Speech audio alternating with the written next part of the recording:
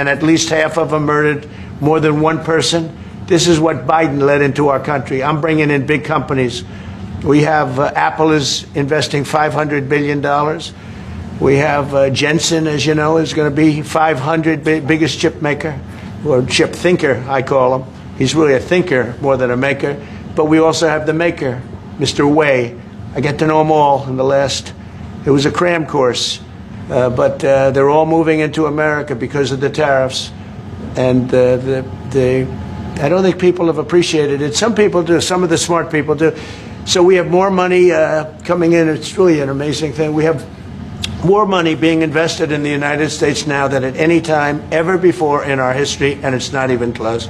And I think the real number could be 9 or 10 trillion. We don't know everybody that's doing it. We have many. I just heard about a plant that's being built right now, a very, very top-of-the-line company, and they didn't come to the White House. They're just doing it because they're making it because if they build here, there are no tariffs. And this is the big market. This is the market. That sets us apart from it. This is the market where everyone wants to be. Now, if I didn't come here and do this, all of a sudden we wouldn't be the market where everyone wants to be. So we're able to do it in time. But we're going to have a great announcement, and I'm not necessarily saying it's on trade. Going to the beginning, we're going to have a great announcement over the next few days, an announcement that will be so incredible, so positive. And I'm not saying, I don't want you to think it's necessarily on trade. Just to finish, we also have a situation, because everyone says, when are you going to sign deals? We don't have to sign deals. We could sign 25 deals right now, Howard, if we wanted. We don't have to sign deals. They have to sign deals with us. They want a piece of our market. We don't want a piece of their market. We don't care about their market. They want a piece of our market. So we can just sit down, and I'll do this at some point over the next 2 weeks, and I'll sit with Howard and Scott and with our great vice president, who has done a really good job. We have some good news to report on a lot of fronts. But JD will be there, and Marco, and we're going to sit down, and we're going to put very fair numbers down, and we're going to say, here's what this country, what we want, and congratulations, we have a deal. And they'll either say, great, and they'll start shopping, or they'll say, not good, we're not going to do it. And I said, that's okay, you don't have to shop. Now, we may think, well, they have a right, you know, that maybe we were a little bit wrong, so we'll adjust it. And then you people will say, oh, it's so chaotic. No, we're flexible. But we'll sit down, and we'll, at some point, in some cases, we'll sign some deals. It's much less important than what I'm talking about. For the most part, we're just going to put down a number and say, this is what you're going to pay to shop. And it's going to be a very fair number. It'll be a low number. We're not looking to hurt countries. We want to help countries. We want to be friendly with countries. But you keep writing about deals. When are we going to sign? When? It's very simple. We're going to say, in some cases, we want you to open up your country. In some cases, we want you to drop your tariffs. I mean, India, as an example, has one of the highest tariffs in the world. We're not going to put up with that. And they've agreed already to drop it. They'll drop it to nothing. They've already agreed. They would have never done that for anybody else but me. So we're going to put down some numbers, and we're going to say our country is open for business. And they're going to come in, and they're going to pay for the privilege of being able to shop in the United States of America. It's very simple. It's very simple. So I wish they'd keep, stop asking, how many deals are you signing this week? Because one day we'll come and we'll give you 100 deals. And they don't have to sign. All they have to do is say, oh, we'll start sending our ships right now to pick up whatever we want or to bring whatever we want. It's very, very simple. And I think my people haven't made it clear. We will sign some deals. But much bigger than that is we're going to put down the price that people are going to have to pay to shop in the United States. Think of us as a super luxury store, a store that has the goods. You're going to come and you're going to pay a price, and we're going to give you a very good price. We're going to make very good deals, and in some cases we'll adjust. But that's where it is. And we've been ripped off by everybody for 50 years. And we're just not going to do that anymore. We can't do that. And we can't let any country do that to us. We're just not going to do it anymore. No, it's not a deal. They've said, please don't bomb us anymore, and we're not going to attack your ships. And where did you hear about that? It doesn't matter where I hear it. The very good source, I could tell you. Very, very good source. Would you say Marco? I would say pretty good, right, JD? A very good source. They don't want to be. They don't want to be. They don't want to be bombed anymore. You know. I sort of thought that would happen. No, behind you, please. Packed. USMCA. No. It's fine. It's there. It's good. We use it for certain things. It's there. We have the USMCA is a good deal for everybody.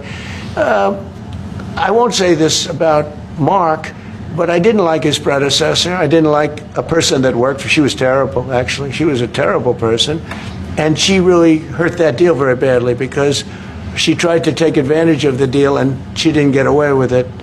You know who I'm talking about.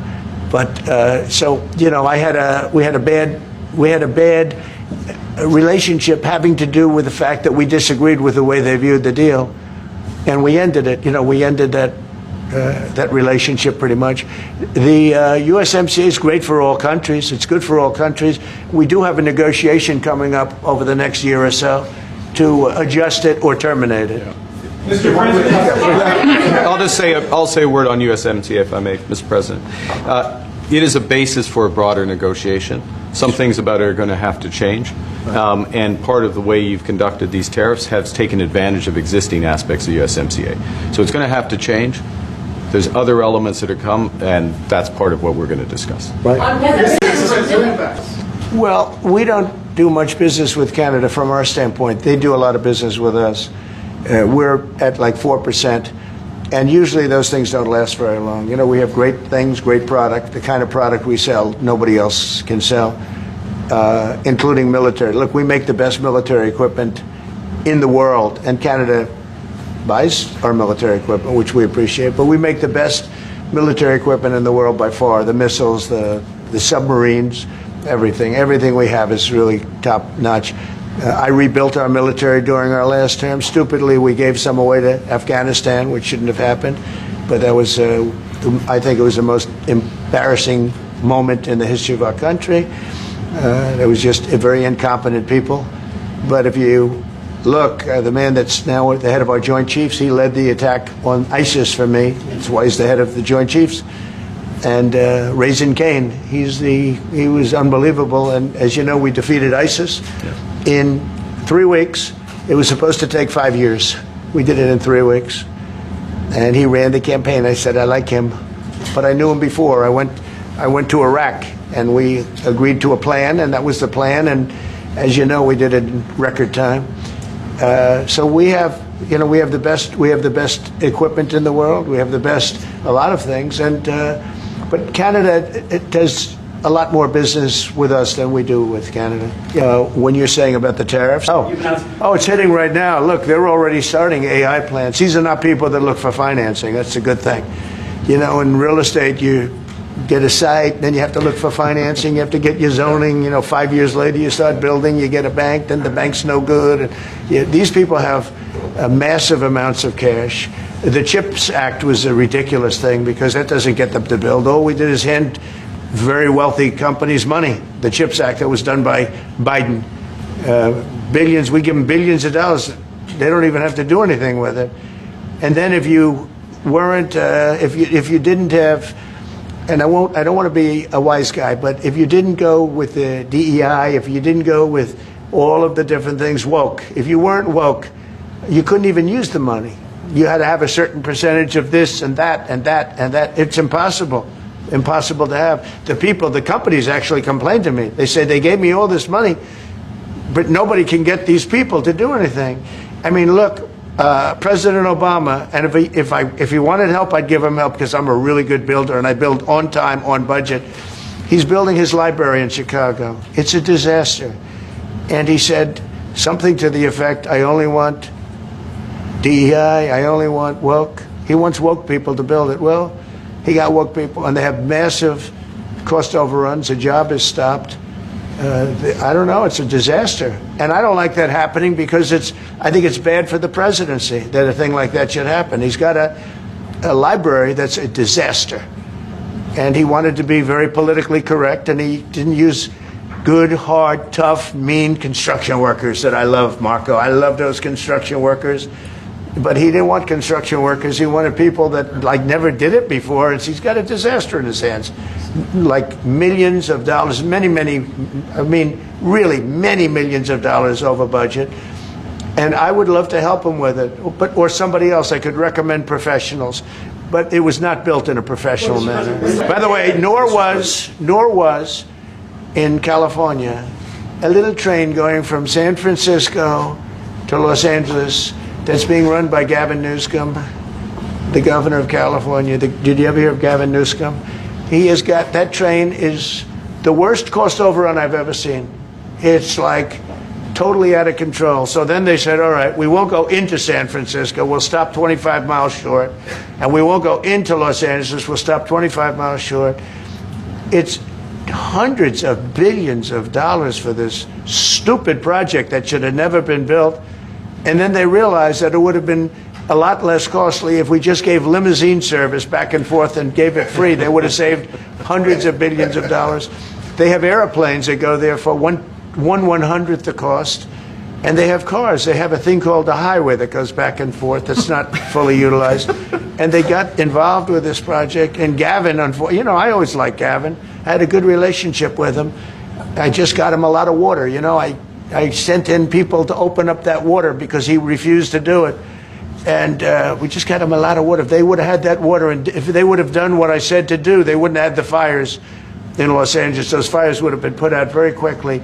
But if you think about it, and you got to take a look at this project, it's the worst cost overrun I've ever seen. I've watched a lot of stupid people build a lot of stupid things, but that's the worst cost overrun I've ever seen, what's happening between San Francisco and Los Angeles.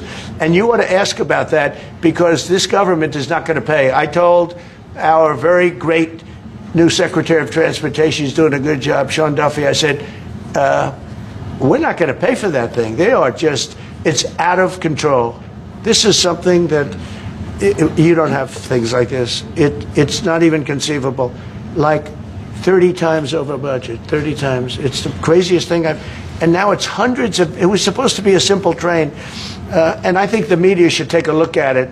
And I'd love him to run for president on the other side. You know, I'd love to see that. But I don't think he's going to be running, because that one project alone, well, that and the fires and a lot of other things, pretty much put him out of the race. We're going to work on some subtle changes, maybe. I don't even know if we're going to be dealing with USMCA. We're dealing more with concepts right now. Look, right now, we're doing trade. We have trade. They're paying a tariff on cars and steel and aluminum. And I think we have a baseline of 10% or something like that for the tariffs. But we're getting along very well. Right now, going no further, but we have an agreement. We did something with even parts. You want to discuss that, Howard, with respect to Canada, which helps Canada out. So it gave them a chance to be able to build their car parts factories. If they're going to, a lot of these companies already have factories, and what they have to do is just fill them out. But they're able to build them in the United States, so we gave them a pretty substantial period of time. I think tariffing cars, sure I would. But this is not necessarily a one-day deal. This is over a period of time they have to make that decision. Yes, go ahead. Yeah, if I may.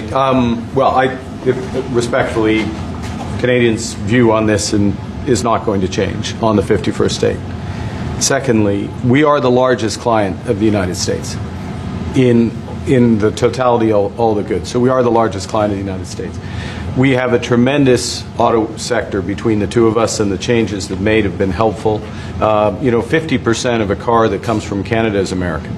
That's not like anywhere else in the world. And to your question about is there one thing? No, this is a bigger discussion. There are much bigger forces involved, and this will take some time and some discussions, and that's why we're here, to have those discussions, and that is represented by who's sitting around the table. See, the conflict is, and this is very friendly. We're not. This is not going to be like we had another little blow up with somebody else. That was a much different. This is a very friendly conversation, but we want to make our own cars. We don't really want cars from Canada, and we put tariffs on cars from Canada, and at a certain point, it won't make economic sense for Canada to build those cars.